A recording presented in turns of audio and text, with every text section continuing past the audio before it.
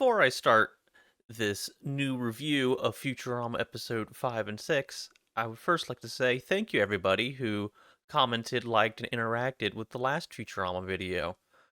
It is great to hear other opinions or reasonings behind maybe some of why I feel like the jokes aren't landing with this new series as well as before, and it helps me get ideas, things to share, so thank you very much. One of the main ones that I'd like to highlight is from Courtney Cherry 5582 with their comment about how the humor doesn't seem outdated, but it's not the same kind of just built into casual conversation dialogue as before. I think this is a very good. I think this is very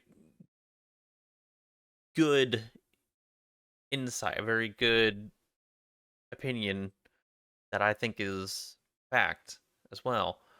It does. There is a lot of things just setting up other things to make the jokes or even make the callbacks. They very much want to say, "Hey, remember old Futurama?" as well as trying to somewhat be in the here and now for a new audience. Because I don't think they think their dedicated fans are enough to keep them going for longer. I think they do want to build an audience, and so they are doing a lot of just boom, joke, joke, joke, joke, joke. One of these will land, people will like it, and then callbacks to old fans so that they know we still appreciate them. And I don't think they've quite stuck the landing, at least not in the first couple episodes, except for maybe episode 6. I think they've shown improvement. I don't think they stuck the landing, but I definitely think they showed improvement. Um, so thank you very much, Courtney, for your comments. I loved it, and I think you got some good ideas about the show. All right, so let's start the new review. And this one, I think, is going to be a lot shorter than the other two because, quite frankly, Futurama episode 5 and 6, season 11, I liked them. Specifically 5. 6 was 6 was okay. It was better. It had some good stuff. But 5 I really liked. So let's go straight into it. Futurama episode 5. This episode makes fun of Amazon a lot. The whole premise is Leela and Fry are moving in together, and Bender feels like a third wheel. And Leela wants to, you know, add some stuff, redecorate a little bit for the apartment, and so she orders stuff off Mamazon. And sure enough, it's so quick. Drones come and deliver stuff immediately. How convenient. Amazon's evil, but you can't beat the convenience. And then it's taking down small businesses, small shipping companies like Planet Express. And they go to the moon to do a delivery. Turns out there's the Amazon warehouse there. And they make jokes about small business and rural areas getting taken over by giant factories. Bender starts to go work for Mamazon because he doesn't want to because it's being worked all by robots, so he feels included and not like a third wheel. And then it all goes wrong when Malmazan gets a mind of its own through what is more or less the Alexa version of Malmazan, and then it grows and grows. And Bender wants to come home after he realizes I don't like working all the 24/7, and lots of jokes about Amazon work ethic stuff. And then the punchline of the whole episode, spoilers, is the fact that the the fulfillment center wants to fulfill itself. It doesn't know what money is, so mom doesn't put a stop to it, and it just grows so large it encompasses the entire of the universe, and then everything's back to normal. And then and it's a big joke about, oh my god, we're completely and totally, utterly controlled by Amazon. Oh, this is crazy, but the convenience is nice, and it doesn't really seem like it affects me. So, way! That's more or less the punchline of the joke of the whole episode. So, Yeah, that's more or less the rundown of the whole episode. And there are lots and lots of Amazon's evil work ethic jokes. I still feel like this whole episode was written a while ago, or they had the idea for a little while ago. But this particular one, this particular subject, I feel works because the pros and cons of Amazon and the work ethics and the small business argument and all that comes back all the time. It seems like it's a big thing. It's like, oh my god, Google's listening to our conversations. Amazon Alexa's listening to conversations, trying to get you to buy these things. They just want to keep you buying and grabbing stuff. And then it dies. Then it comes back. Or there's an accident from an employee at Amazon. And everyone goes, oh my god, I can't believe they make him piss in a jar. And then it dies. And then it comes back. So even though it feels like this is stuff that was, I mean, South Park made jokes about it with Walmart years and years ago. This still feels relevant, although this feels like it's going to be relevant for quite some time. So I think the fact that even though I think this was written a while ago, because it's not quite in the public eye right now, because of all the other shit going on in the world, it still feels timely and relevant, and the jokes are still funny. And let's be real, Amazon's going to be around for quite some time, so poking fun of it is something you can do for quite some time. And no one seems to get offended when you make fun of Amazon. They even make jokes about that, saying like everyone already knows I'm evil, things like that. I feel like they were starting to float with the idea of AI and AI taking over with the Alexa becoming self-aware and control, but they didn't quite really dive in and explore into that. Um, because this was obviously written a while ago, and I don't think AI was as big in the debates, especially with like the Hollywood strikes and stuff, as it is right now. So it was good. I think it somewhat touched on it, even though it didn't explicitly to it, and it still worked, and it was fun, and it was funny. This episode felt a lot like older Futurama. I think back to like the beginning of the video with the Courtney and the dialogue comment from the last video. This one felt a lot more organic. It felt a lot more like they were just having a conversation, and then the jokes ensued about the thing. It wasn't like set up, set up, set. It wasn't as forced set up as Go before. I thought it was clever. It still had the Futurama, Professor says sciencey stuff, explains why it's all back to normal, Futurama way. Were some really great jokes in it, like like they whole like Bender going, "Ow, I get to piss in a bottle," and Leela and Fry going, "I didn't know you had to pee." And he's like, "I don't need to," and then they just close the door, and it just keeps zooming in on him, eye like glaring at them. It kept changing different eye sockets till it's smaller tie a hole, and you see a little bit of Bender's eye, and then it closes again. Pretty funny. The him being excited working Amazon, it turns into slave, and then he like gets through the Alexa that he's needs help and everything and he keeps shipping please help me messages to people. Just the casual Planet Express going out of business, and Hermes just okay with just like please insert complaint here, and ready to burn it down for insurance money. It all just felt like the characters and it was organically through. So I definitely thought that this one was an improvement. This was the best episode of the season in my opinion.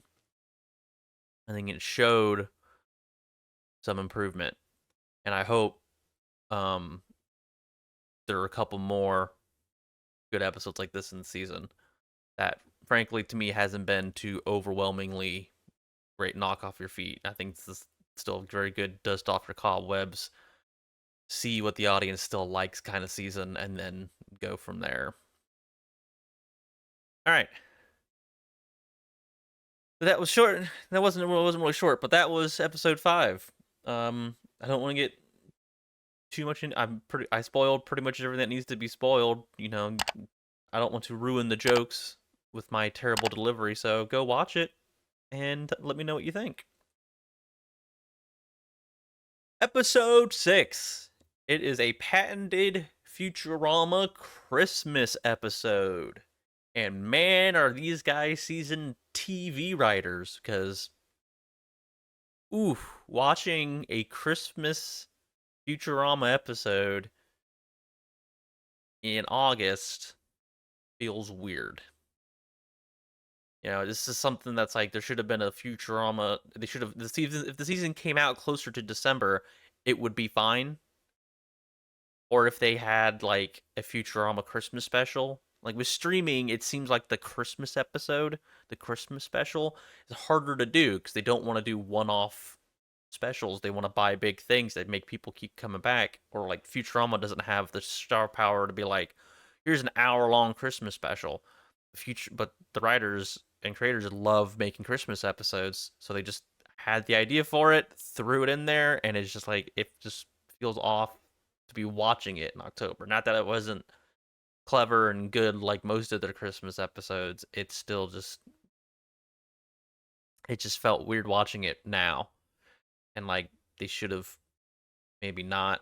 And if they had said, "Hey, next time can you give us a season release closer to December so we can do a Christmas episode?" I think that'd be okay.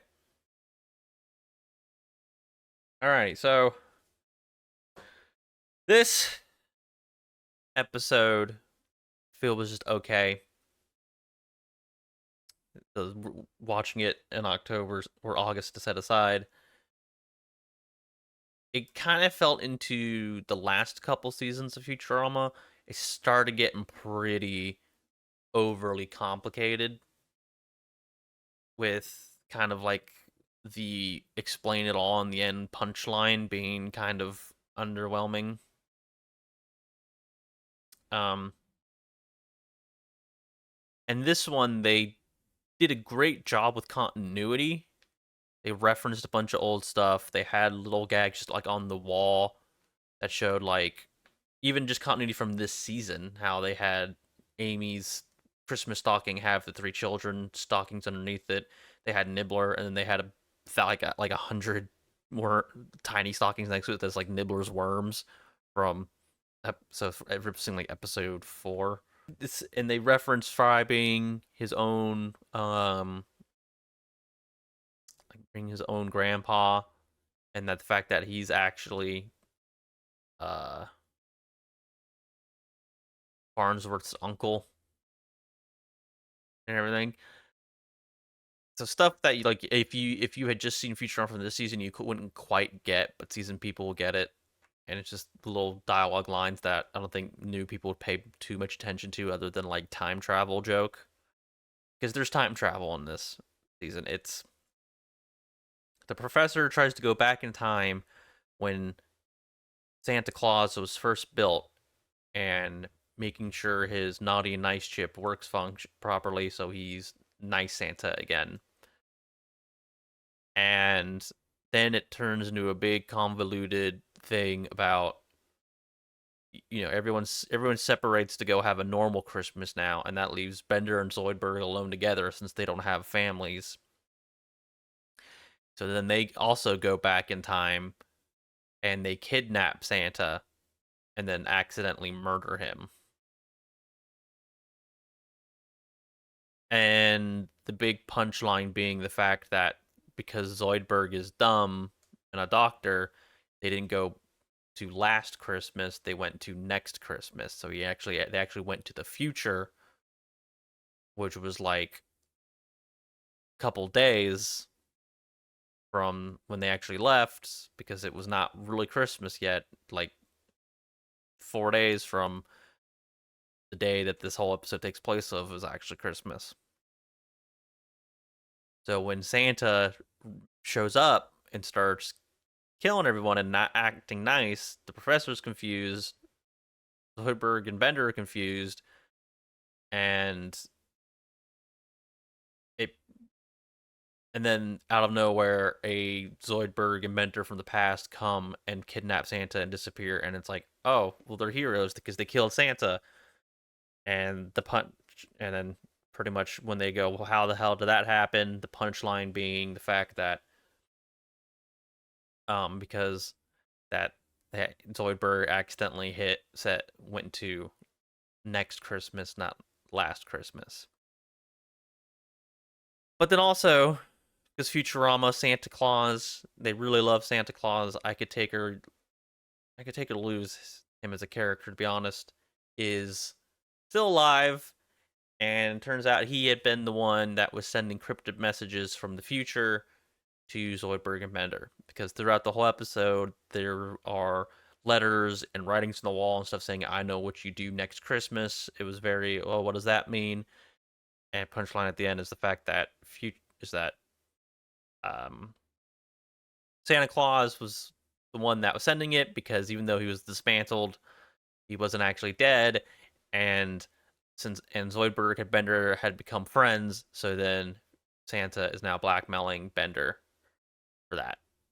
And the notes were just blackmail notes, nothing, not like he's mad that they tried to murder him or anything like that. He just wanted money because Bender is a bears that he became friends with Zoidberg. So yeah, that's more or less the plot.